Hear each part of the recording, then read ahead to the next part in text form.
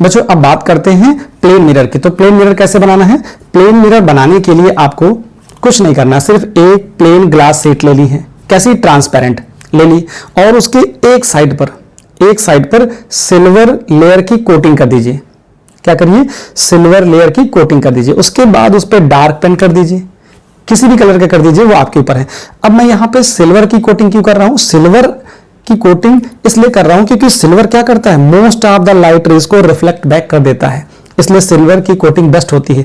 जब भी आप किसी बुक को स्टडी कर रहे होगे तो वहां लिखा होगा सिल्वर की कोटिंग करते हैं। एक प्लेन ट्रांसपेरेंट शीट लेनी है, उसके एक साइड पर सिल्वर की कोटिंग करनी है, फिर उस सिल्वर कोटिंग के ऊपर डार्क पेंट कर देना है, डार्क कलर का पेंट लेना है, उसको पेंटेड कर देना है। कैसे बनाना जरा देखो। जैसे मैंने क्या लिया, ये हमारे पास एक मिरर है, क्या है? ये मिरर है, और मैंने क्या किया, पहले यहां पर सिल्वर की कोटिंग कर दी। क्या कर दी? देखो यहां पर सिल्वर ट्रांसपेरेंट शीट है ये, इस शीट पर मैंने पहले क्या किया, पहले मैंने सिल्वर की कोटिंग करी, ये सिल्वर की कोटिंग कर दी, सिल्वर की कोटिंग कर दी। सिल्वर की कोटिंग करने के बाद फिर मैंने क्या किया, फिर मैंने उस पर डार्क पेंट कर दिया। तो इसका मतलब है जो इस साइड वाला एक होगा, इस साइड का, पहले क्या प्लेन शीट ले ली, प्लेन शीट पर सिल्वर की कोटिंग करी, उसके ऊपर मैंने क्या डार्क पेंट कर दिया। तो इस तरह से आपको क्या दिखेगा, ये वाला जो पार्ट होगा वो हो जाएगा, ये वाला पार्ट क्या हो जाएगा? पॉलिश सरफेस बन जाएगा, पॉलिश्ड सरफेस बन जाएगा। और इधर वाला जो सरफेस होगा ये वाला, ये हो जाएगा रिफ्लेक्टिंग सरफेस। क्या हो जाएगा? रिफ्लेक्टिंग सरफेस हो जाएगा ये। तो इस तरह से आप प्लेन मिरर बनाते हो। अब आपको क्या करना है, अब आपको समझना है कि nature of image form by plane mirror. तो उसके लिए तो बनाना पड़ेगा, इमेज बनानी पड़ेगी। तो पहले इमेज बना लेते हैं, एक पॉइंट साइज की बनाना सीखते हैं और एक एक्सटेंडेड ऑब्जेक्ट की बनाना सीखते हैं। तो ये तो हो गया आपके पास प्लेन मिरर। ये क्या चीज है? ये है प्लेन मिरर। मैं लिख दे रहा हूं, प्लेन मिरर हो गया। इसका स्क्रीनशॉट लीजिए बच्चों। फिर मैं बात करता हूं image formation by plane mirror. ले लिया स्क्रीनशॉट? चलिए देखिए, इमेज फॉर्म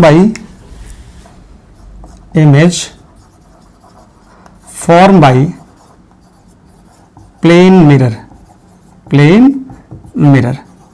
अब image form by plane mirror को हम दो तरीके से पढ़ते हैं। क्या लेंगे? First for point object, point object एक हमारे पास पॉइंट ऑब्जेक्ट के लिए केस है, और दूसरा मैं लेता हूं for extended object, extended object. जो एक्सटेंडेड ऑब्जेक्ट होगा उसके लिए इमेज फॉर्मेशन कैसा आएगा और पॉइंट ऑब्जेक्ट के लिए कैसा आएगा। फिर इन्हीं दोनों से हम रिजल्ट निकालेंगे कि उसका नेचर कैसा होगा। वेरी इंपॉर्टेंट है, पूछा जाता है कि नेचर ऑफ द इमेज बताइए if image form by the plane mirror. तो देखो पॉइंट ऑब्जेक्ट है, तो पहले यहां बना दीजिए, एक प्लेन मिरर बना दीजिए, सीधा बनाइए बिल्कुल।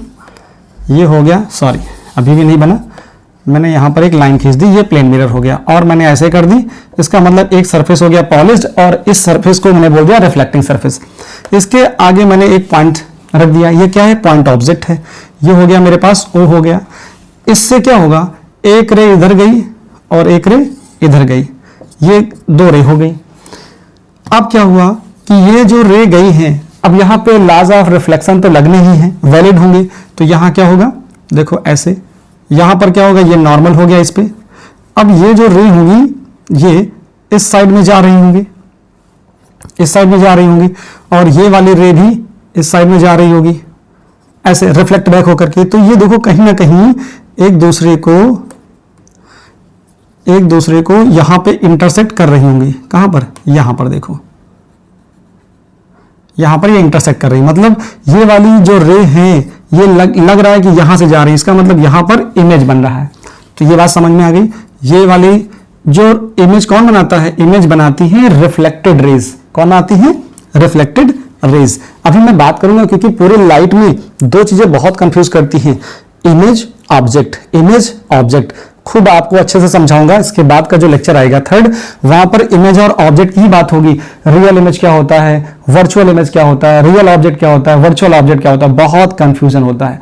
सारी चीजें समझ में आएंगी, बस लेक्चर को कंटिन्यूटी के साथ देखिएगा बस आप।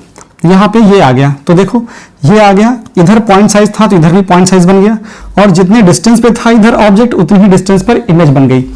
मतलब साइज सेम आया, डिस्टेंस सेम आई, और ये कैसा है, ये वर्चुअल इमेज है। कैसी है, वर्चुअल इमेज है। अच्छा, इसके लिए जरा देखिए, अगर मैं बात करूं यहीं पर किसके लिए, एक्सटेंडेड ऑब्जेक्ट के लिए, तो ये हमारे पास एक मिरर है, इस मिरर को मैंने बना दिया, ये हो गया प्लेन मिरर।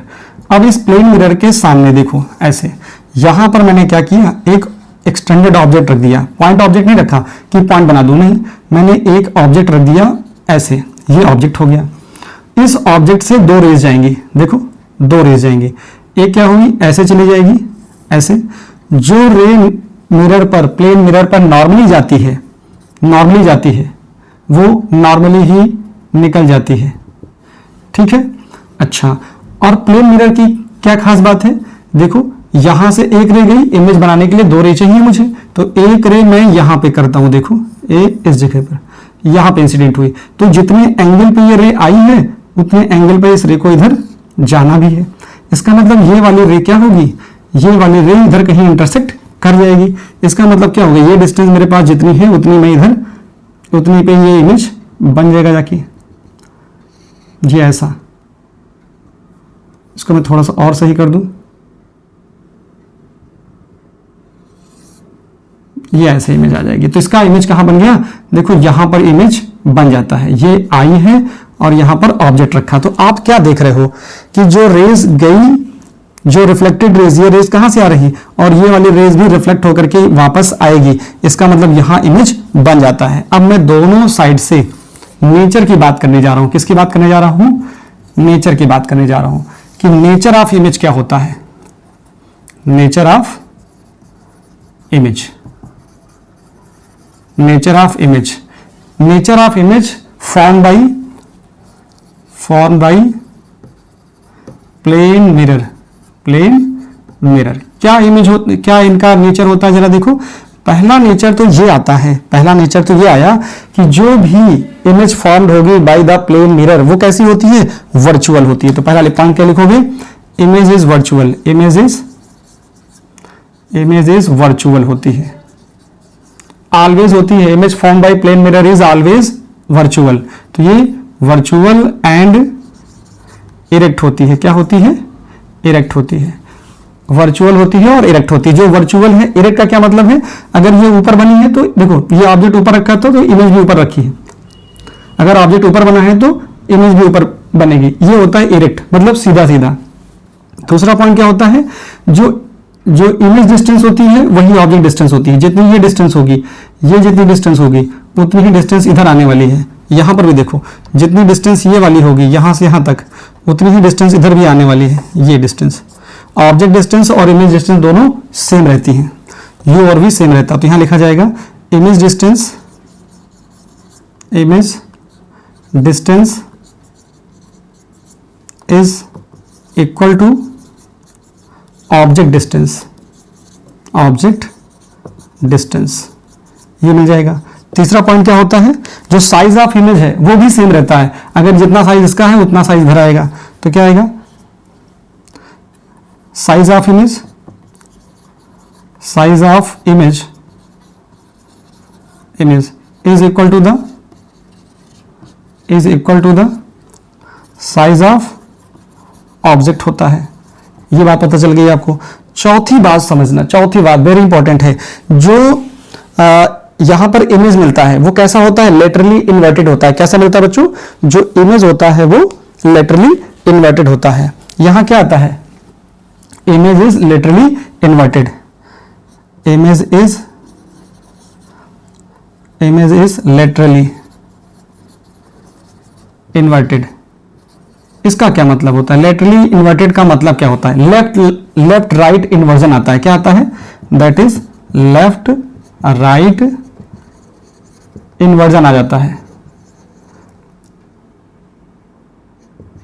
अब लेफ्ट राइट इन्वर्जन का मतलब ये है कि आपने देखा होगा कि अगर एम्बुलेंस वर्ड देखा होगा, कैसा देखा होगा, एम्बुलेंस वर्ड। जो एम्बुलेंस वर्ड होता है वो उसमें कुछ वर्ड उल्टे होते हैं, बाकी सीधे होते हैं। इसका मतलब जब गाड़ी पीछे से ओवरटेक कर रही होगी, अपना रास्ता ले रही होगी, तो सामने वाली गाड़ी पे मिरर में वो चीजें क्या होंगी, अगर सीधे सीधे लिखा होगा तो उसको वो पढ़ने में नहीं आएगा। क्या होगा, क्योंकि उसमें सारे वर्ड लेटरली इन्वर्टेड नहीं होते हैं, कुछ वर्ड होते हैं जो लेटरली इन्वर्टेड होते हैं, इसलिए एम्बुलेंस में बी को उल्टा लिखते हैं, आपने देखा होगा।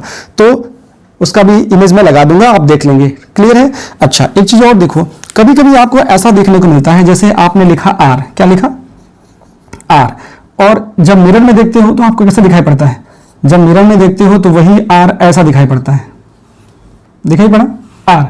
जैसे आप बी लिखते हो, जैसे आप बी इधर बना रहे हो, तो जब मिरर में देखते हो तो क्या दिखाई पड़ता है, जब मिरर में देखते हो तो आपको वही बी ऐसा दिखाई पड़ता है, ऐसा दिखाई पड़ता है। तो कुछ वर्ड होते हैं जो लेटरली इन्वर्टेड होते हैं, बाकी सारे वर्ड नहीं होते हैं। एक दो चीजें और मैं बता देता हूं नोट में, देखो यहां पे जो फोकल लेंथ होती है प्लेन मिरर की वो कितनी होती है, फोकल लेंथ क्या होती है, focal length of plane mirror क्या होती है, प्लेन मिरर, इंपॉर्टेंट बात है, याद रखेंगे, इन्फिनिटी होती है। Focal length of plane mirror is infinity, याद रखेंगे। एक पॉइंट और याद रखिएगा, क्या, मैग्निफिकेशन ऑफ प्लेन मिरर कितना होता है, मैग्निफिकेशन ऑफ प्लेन मिरर